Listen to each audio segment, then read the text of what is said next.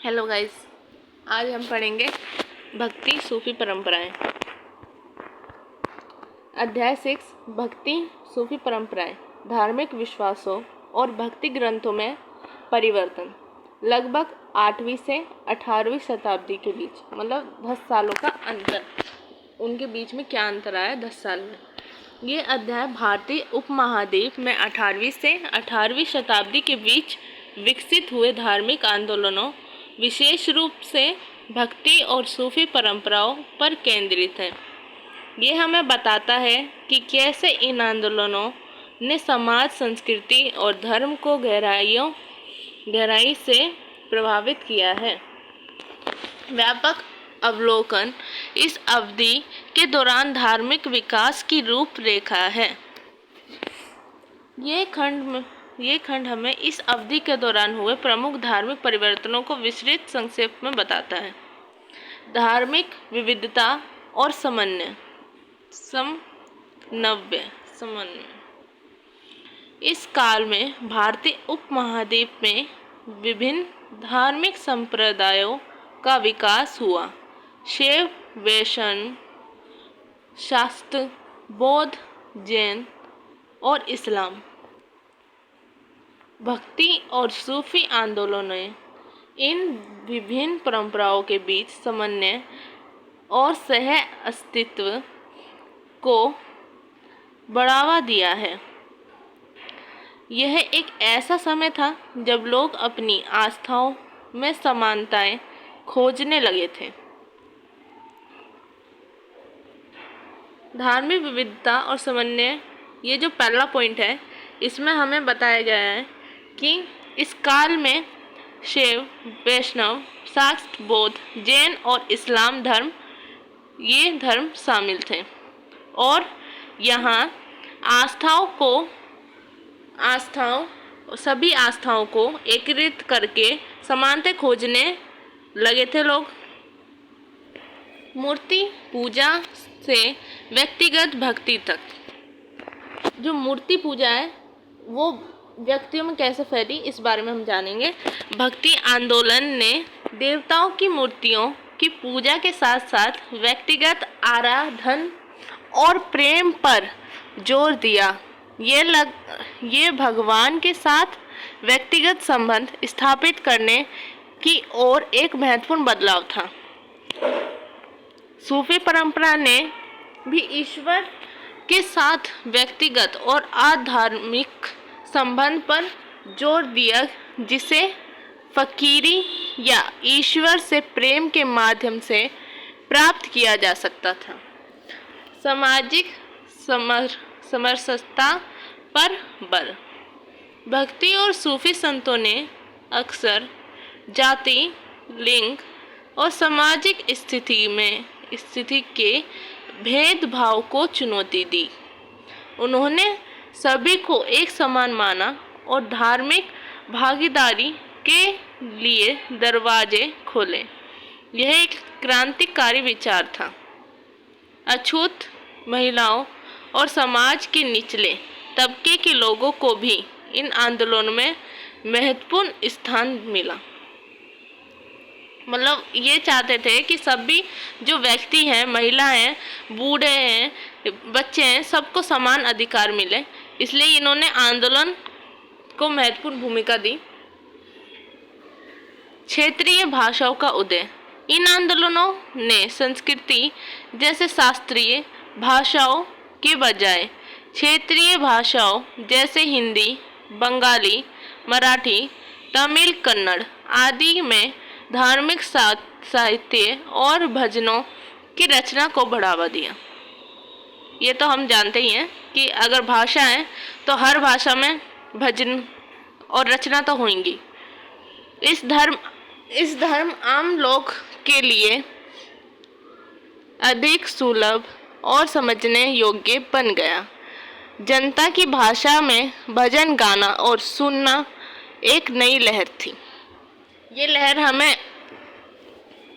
प्रतिदिन विकसित ही करती है। नए नए सॉन्ग्स आते हैं गाइस। नई संस्थाओं का विकास। भक्ति संतों ने मठों, आश्रमों और सूफी संतों ने खानकाहों, सूफी केंद्रों की स्थापना की, जो धार्मिक शिक्षा, सामुदायिक सेवा और आध्यात्मिक मार्गदर्शन के केंद्र बन गए। जो भक्ति करते थे लोग, संत थे, उन्होंने आश्रमों में मतलब स्थापना की आश्रमों की, उसमें शिक्षा दी और मार्गदर्शन दिए कि जिससे कि बंदा धार्मिक विकास कर सके। ये स्थान सामाजिक मेल मिलाप और ज्ञान से प्रसार के रूप में महत्वपूर्ण स्थल थे। भक्ति सूफी संतों के विचार और व्यवहार का वर्णन करेंगे। भक्ति और सूफी संतों के दर्शन और उनके दैनिक जीवन के अभ्यास पर प्रकाश डालते हैं। भक्ति संत वैष्णव भक्ति, जो विष्णु भगवान के भक्त थे, भगवान विष्णु और उनके अवतारों, विशेषक कृष्ण और राम की भक्ति पर जोर दिया है। मीराबाई, चैतन्य महाप्रभु, सूरदास, कबीर, नानक जैसे संत प्रमुख थे। शैव भक्ति, भगवान शिव की भक्ति करने को ही शैव भक्ति का मार्ग दिया गया है। एक तरह से देखा जाए, नैनार दक्षिण भारत में संत प्रमुख हैं। नैनार, तीन नेत्रधार, थर्ड निर्गुण और सुगुण भक्ति।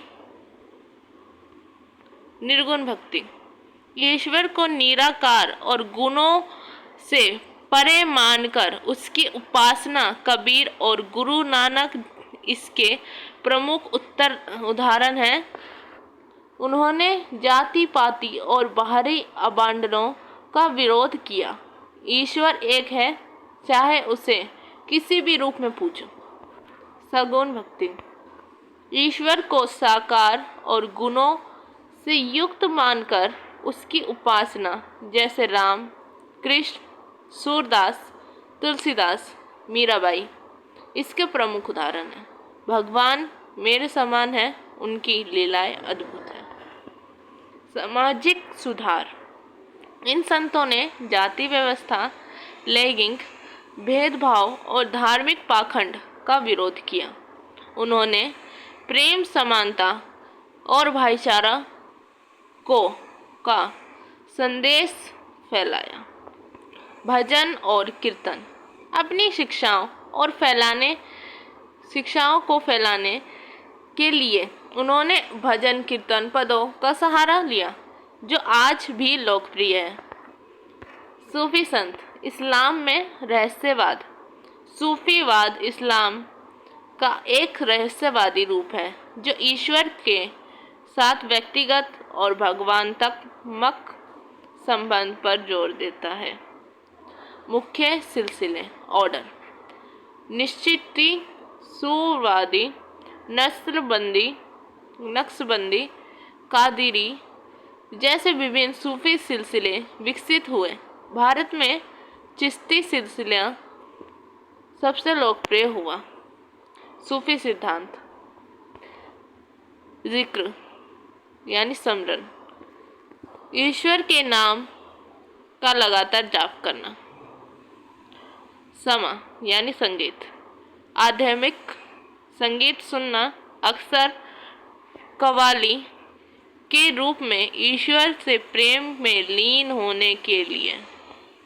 जियारत तीर्थ यात्रा, सूफी संतों की दरगाहों, मकबरों पर जाना, जिन्हें आध्यात्मिक शक्ति का केंद्र माना जाता है। लंगर सामुदायिक रसोई, सूफी खानकाहों में सभी आगंतुकों के लिए मुफ्त भोजन की व्यवस्था होती थी, चाहे उनकी जाति धर्म कुछ भी हो।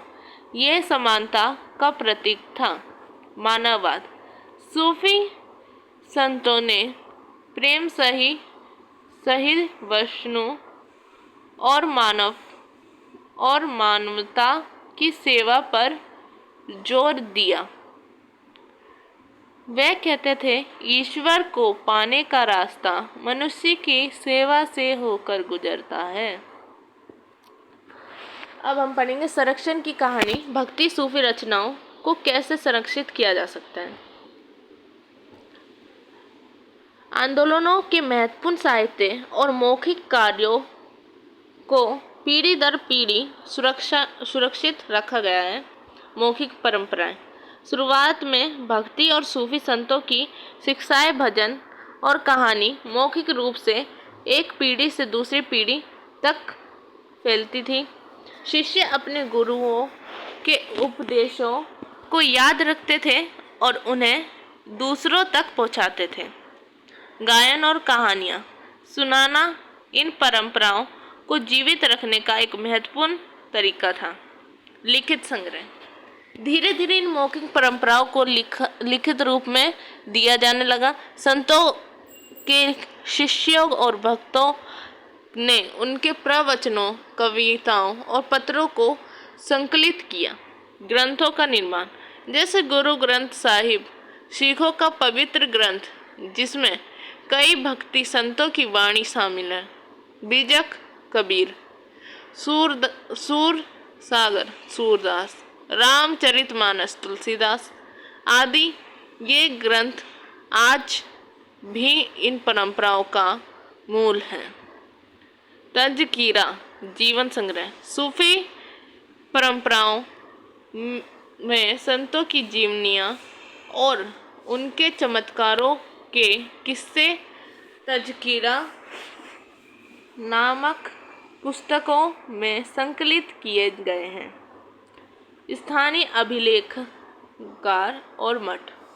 कई मठों, मंदिरों और खानकाहों में इन ग्रंथों और पांडुलिपियों को सावधानीपूर्वक संरक्षित किया गया।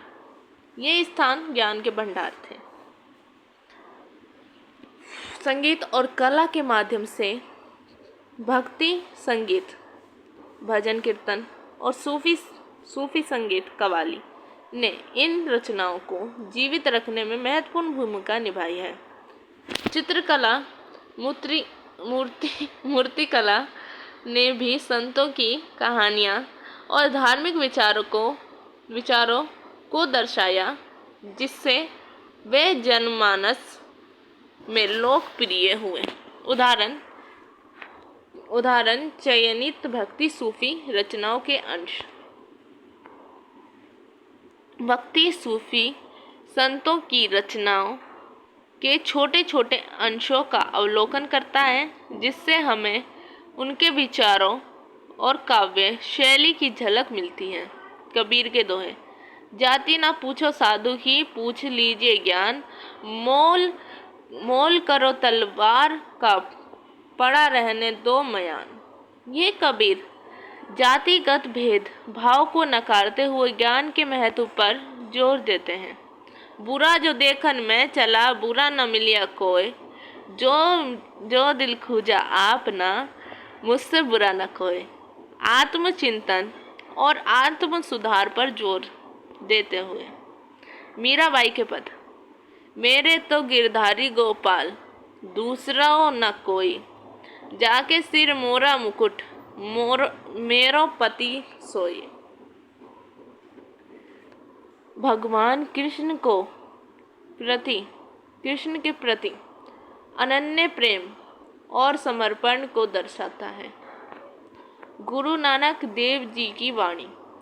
एक ओकार संत नाम करता पूरक, निरभव निरवैर अकाल मूरत अजुनी संभव गुरु प्रसाद। यह ईश्वर की अवधारणा पर बल देता है। अमीर खुसरो की कव्वालियाँ। फारसी शेर। छाप तिलक सब छीनी रे मोरे, मोसे नैना मिलाई के। सूफी प्रेम और ईश्वरीय मदहोशी का वर्णन करते हैं। ये अंश केवल कुछ उदाहरण हैं जो इन संतों के गहरे आध्यात्मिक और सामाजिक संदेशों को दर्शाता है। इतिहासकारों द्वारा इनकी व्याख्या करने के तरीकों पर चर्चा की गई है। आधुनिक इतिहास इन भक्ति सूफी परंपराओं का अध्ययन और विश्लेषण कैसे करते हैं? साहित्यिक स्रोतों का विश्लेषण हम कर सकते हैं। जैसे इतिहासकार भक्ति कविताओं, सूफी ग्रंथों, मलफूजात, तज़किरा, जीवनी संग्रहों और अन्य समकालीन लेखों का सावधानीपूर्वक अध्ययन करते हैं। वे भाषा शैली, विषयों और उपदेशों का विश्लेषण करते हैं ताकि संतों के विचारों और उनके समय और सामाजिक धार्मिक संदर्भों को समझा जा सके। क्षेत्रीय विविधता का अध्ययन। इतिहासकार ये देखते हैं कि भक्ति और सूफी परंपराएं विभिन्न क्षेत्रों में कैसे विकसित हुई और स्थानीय संस्कृति या और भाषाओं से कैसे प्रभावित हुए। उदाहरण के लिए दक्षिण भारत में अलवार, नयनार संतों की परंपराएं उत्तर भारत के कबीर या नानक से कैसे भिन्न थी। सामाजिक आर्थिक संदर्भ। इतिहासकार इन आंदोलनों को उनके सामाजिक और आर्थिक संदर्भों में रखकर देखते हैं। वे ये समझने की कोशिश करते हैं कि यह आंदोलन कैसे सामाजिक परिवर्तन जैसे कि शहरीकरण, व्यापारिक समुदायों का उदय और नए शासक वर्गों के आगमन से प्रभावित हुए। लैंगिक दृष्टिकोण। आधुनिक इतिहासकार महिलाएं संतों जैसे मीराबाई अंडाल की भूमिका और उनके अनुभवों का भी विश्लेषण करते हैं, ये समझने के लिए कि लैंगिक भेदभाव और धार्मिक मुक्ति के मुद्दे कैसे आपस में जुड़े थे। समन्वय और संघर्ष। इतिहासकार इस बात की भी पड़ताल करते हैं कि भक्ति और सूफी परंपराओं ने कैसे समन्वय और सह अस्तित्व को बढ़ावा दिया और किन परिस्थितियों में विभिन्न धार्मिक समूहों के बीच तनाव या संघर्ष भी उत्पन्न हुआ। लोक परंपराओं का महत्व। लिखित स्रोतों के अलावा इतिहासकार लोक कथाओं, गीतों, मौखिक परंपराओं को भी महत्व देते हैं क्योंकि वे अक्सर आम लोगों की धार्मिक भावनाओं और विश्वासों को दर्शाता है। आधुनिक व्याख्या और चुनौती। इतिहासकार यह भी चर्चा करते हैं कि इन परंपराओं की आधुनिक व्याख्या कैसे बनी और उन्हें किन चुनौतियों का सामना करना पड़ता है, जैसे सांप्रदायिक व्याख्या। तो गाइस, ये चैप्टर यहीं तक था। अगला चैप्टर समझेंगे हम नेक्स्ट वीडियो पे।